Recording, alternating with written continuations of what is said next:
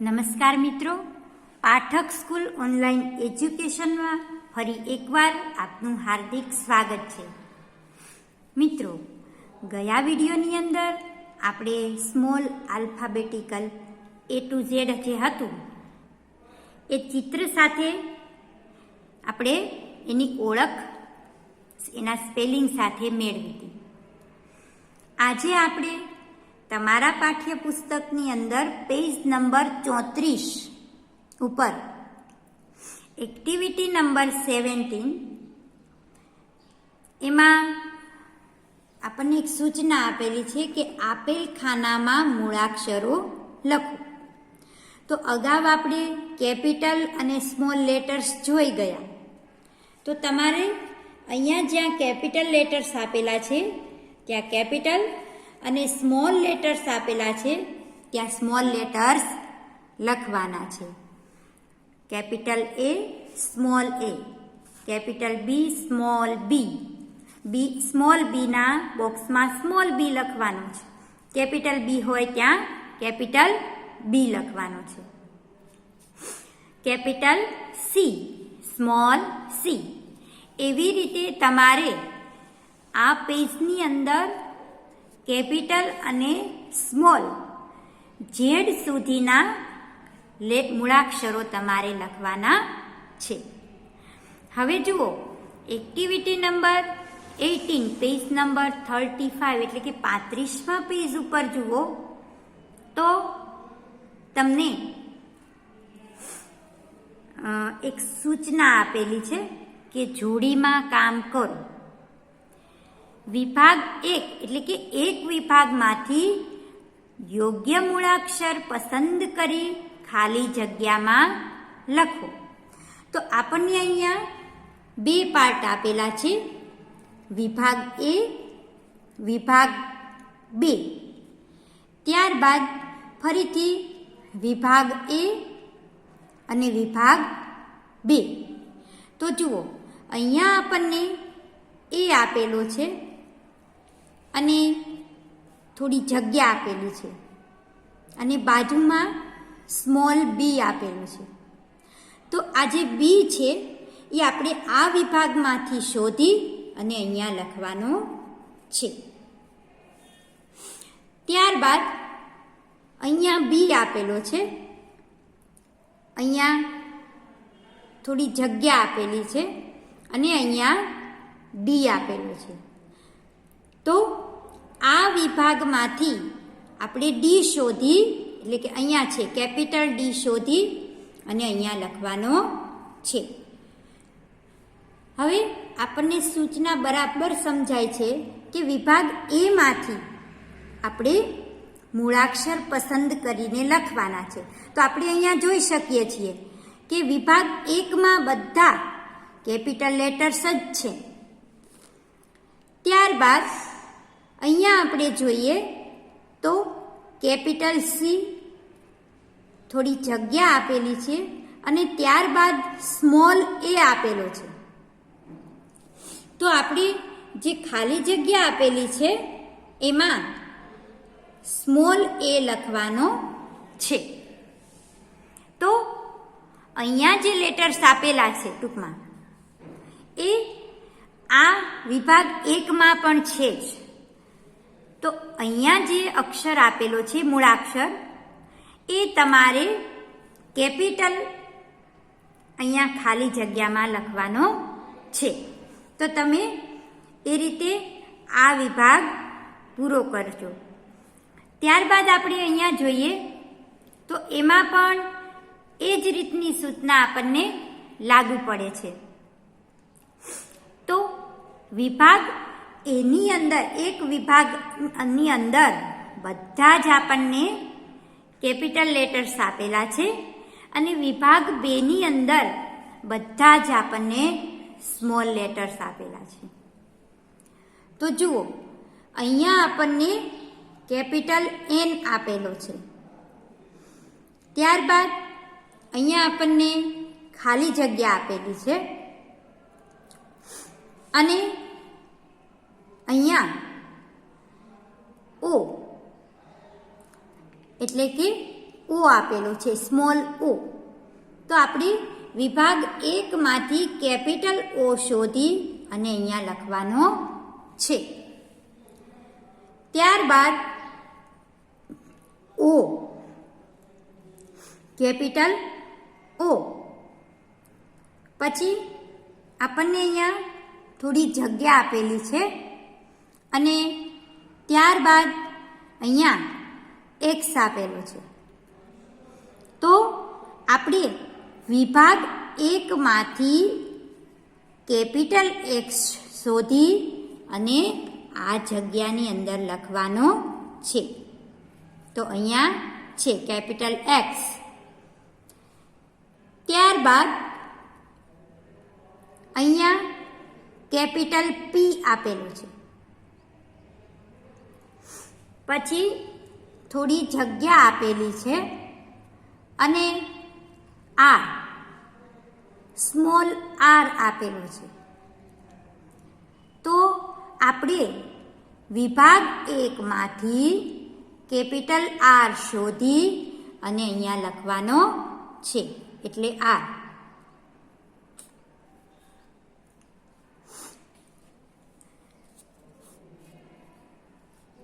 હવે અહીંયા આપણને ક્યુ આપેલું છે.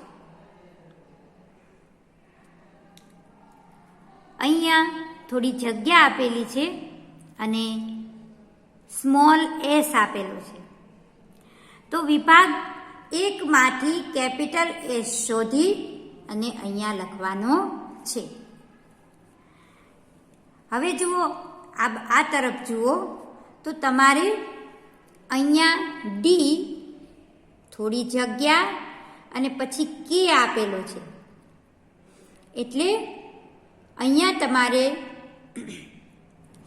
આ જે કે આપેલો છે કેપિટલ, એ અહીંયા લખવાનો છે. ત્યારબાદ અહીંયા જુઓ ઈ, બ્લેન્ક એટલે કે થોડી જગ્યા અને ત્યારબાદ જી આપેલો છે. તો આ વિભાગમાં અહીંયા જી આપેલો છે, તો તમારે અહીંયા જી લખવાનું છે, કેપિટલ જી. ત્યારબાદ એચ, એફ, પછી બ્લેન્ક આપી છે અને એચ. તો તમારે વિભાગ 1 માંથી એચ શોધી અને અહીંયા એચ લખવાનો છે. ત્યારબાદ જી સ્પેસ એમ, જી ત્યારબાદ સ્પેસ આપેલી છે અને એમ. તો અહીંયા વિભાગ 1 માંથી કેપિટલ એમ અહીંયા આપણને છેલ્લે આપેલો છે, એ તમારે અહીંયા લખવાનો છે. ત્યારબાદ એચ બ્લેન્ક આઈ. તો તમારે વિભાગ એ માંથી આઈ શોધી અને અહીંયા લખવાનો છે. જે આઈ, પછી સ્પેસ અને ઈ. તો વિભાગ એ માં અહીંયા ઈ આપેલો છે, એ તમારે અહીંયા લખવાનો છે. ત્યારબાદ જે બ્લેન્ક એટલે કે થોડી જગ્યા અને જે, એટલે અહીંયા સ્મોલ જે છે, અહીંયા કેપિટલ જે છે. તો તમારે વિભાગ એ માંથી કેપિટલ જે પસંદ કરી અને અહીંયા લખવાનો છે જોઈને. ત્યારબાદ કે બ્લેન્ક અને એફ. વિભાગ 1 માંથી એફ પસંદ કરી અને અહીંયા લખવાનો છે. એલ, પછી બ્લેન્ક અને ફરી પાછો એલ. તો તમારે અહીંયા કેપિટલ એલ લખવાનો છે, એટલે 2 કેપિટલ એલ અને 1 સ્મોલ એલ બનશે. આ બાજુ જોઈએ તો છેલ્લું એમ, ત્યારબાદ બ્લેન્ક આપી છે અને સી. તો તમારે વિભાગ 1 માંથી કેપિટલ સી શોધી અને અહીંયા લખવાનું છે. તો એવી જ રીતે તમારે આ વિભાગમાં પણ અહીંયા છેલ્લે સુધી એ રીતે કરવાનું છે. મેં તમને બંને વિભાગમાં 2-2, 3-3 નમૂના કરી આપ્યા છે. હવે જુઓ, આગળ આપણને એક સૂચના આપેલી છે કે નીચે આપેલ કાવ્ય સાંભળો, વાંચો, જુઓ, ગાવો અને આપેલ જગ્યામાં 1 અથવા 2 મૂળાક્ષરોથી લખો.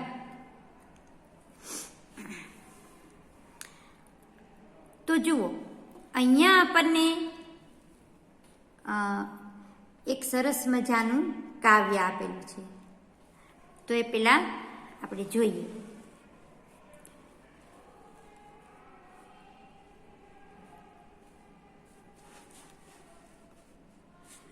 There is a lovely bird, a lovely, lovely bird. The bird is in a nest, a cozy little nest. The nest is on the branch, a thick, long branch.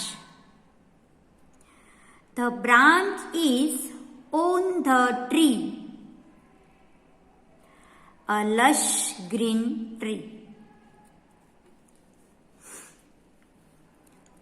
There is a lovely bird. Lovely એટલે કેવું? તો કે સુંદર. Bird એટલે પક્ષી. એક સુંદર પક્ષી છે.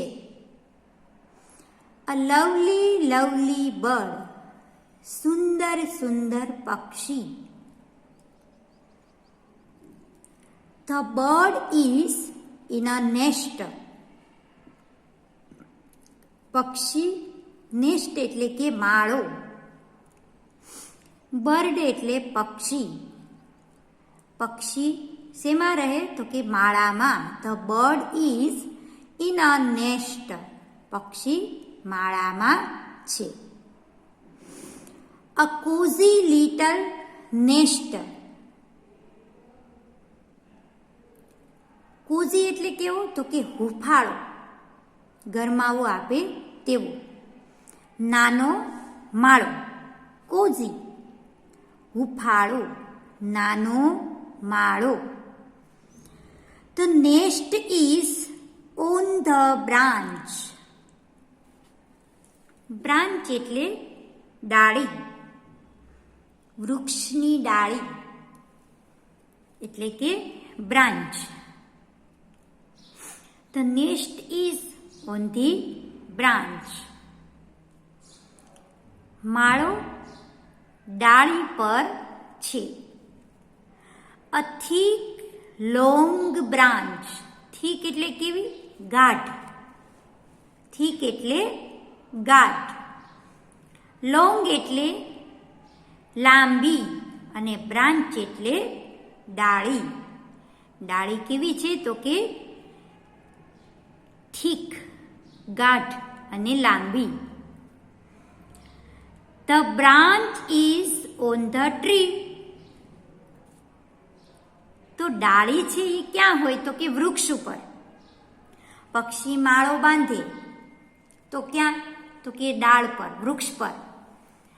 પણ વૃક્ષની ડાળી પર. The branch is on the tree, a lush green tree. lush એટલે ઝુંડ. ગ્રીન લીલાછમ વૃક્ષ ઉપર, લચીલું. એ વૃક્ષ ઉપર માળો બાંધ્યો. ફરી જોઈએ. There is a lovely bird. એક સુંદર પક્ષી છે. A lovely, lovely bird. સુંદર સુંદર પક્ષી.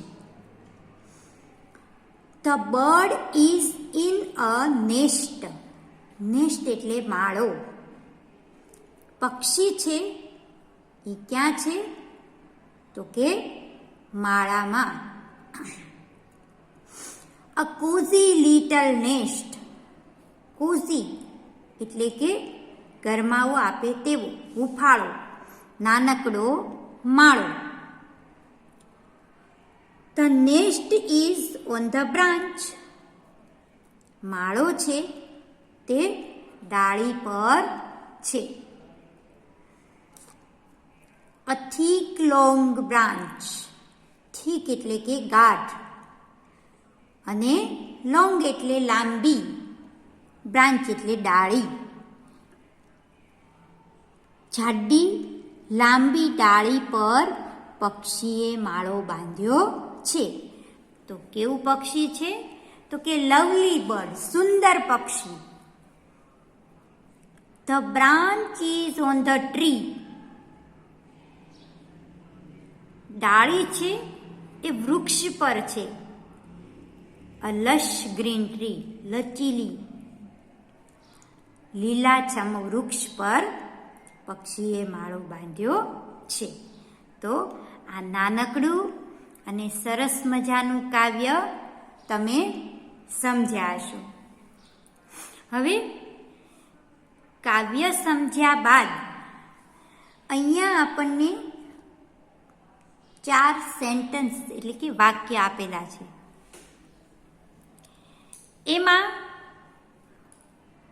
આપણે જોઈએ તો અમુક વાક્ય છે, 2 વાક્ય જે છે એ આપણને કેપિટલ લેટર્સમાં આપેલા છે અને 2 વાક્ય છે તે સ્મોલ લેટર્સમાં આપેલા છે. હવે આપણને અહીંયા એક સૂચના આપેલી છે કે નીચે આપેલ કાવ્ય સાંભળો, વાંચો, જુઓ, ગાઓ અને આપેલ જગ્યામાં 1 અથવા 2 મૂળાક્ષરથી લખો. તો જુઓ, જ્યાં જ્યાં આપણને પહેલો ક્રમ આપેલો છે, અહીંયા પહેલો ક્રમ અને અહીંયા પહેલો ક્રમ,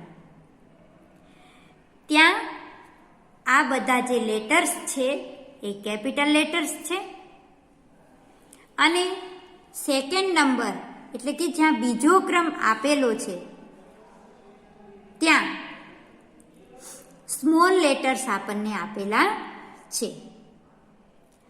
તો અહીંયા આપણે શું કરવાનું છે? તો પહેલો ક્રમ છે એમાં આપણને there is a lovely bird એવું વાક્ય આપેલું છે, એટલે કે એક સુંદર પક્ષી છે. હવે આપણે શેમાંથી લખવાનું છે? તો કે બીજા ક્રમથી.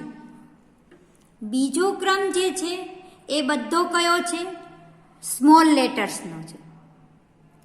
તો આપણે કેપિટલ લેટર્સમાં જે વાક્ય લખેલું છે એ આપણે સ્મોલ લેટર્સમાં લખીશું. જેમ કે there is a lovely bird. ત્યારબાદ બીજો ક્રમ જોઈએ, અ લવલી બર્ડ એટલે કે સુંદર સુંદર પક્ષી. હવે બીજા ક્રમની અંદર આપણે જોઈએ છીએ તો આપણને બધા જ સ્મોલ લેટર્સ આપેલા છે. આપણે એને પહેલા ક્રમમાં લખવાનું છે. તો પહેલા ક્રમમાં મિત્ર બધા જ કેપિટલ લેટર્સ છે. તો આને આપણે કેપિટલ લેટર્સમાં લખીશું. અ લવલી, ત્યારબાદ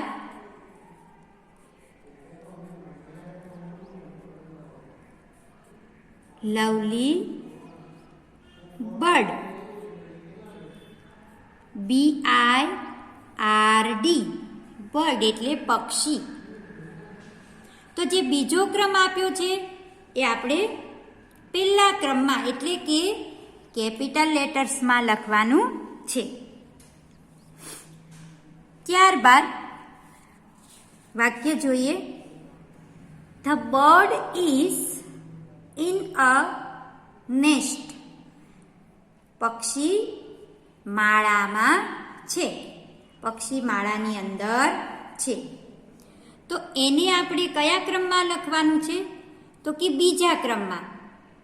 તો બીજા ક્રમની અંદર કયા લેટર્સ છે? તો કે સ્મોલ લેટર્સ. એટલે આપણે પહેલો જે ક્રમ આપેલો છે કેપિટલ લેટર્સ, એને આપણે સ્મોલ લેટર્સમાં લખીશું. એટલે ધ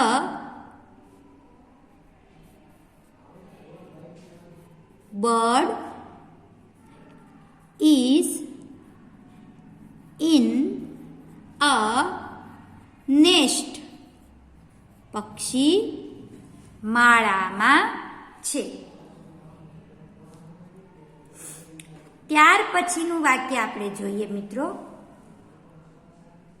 તો એમાં આપણને બીજો ક્રમ આપેલો છે. અ કોઝી લિટલ નેસ્ટ. કોઝી એટલે કેવું? તો કે હુંફાળો, ગરમાવો આપે તેવો હુંફાળો. અ કોઝી લિટલ નેસ્ટ. તો બીજો ક્રમ છે એને આપણે પહેલા ક્રમમાં એટલે કે કેપિટલ લેટર્સમાં જોઈએ. A cosy little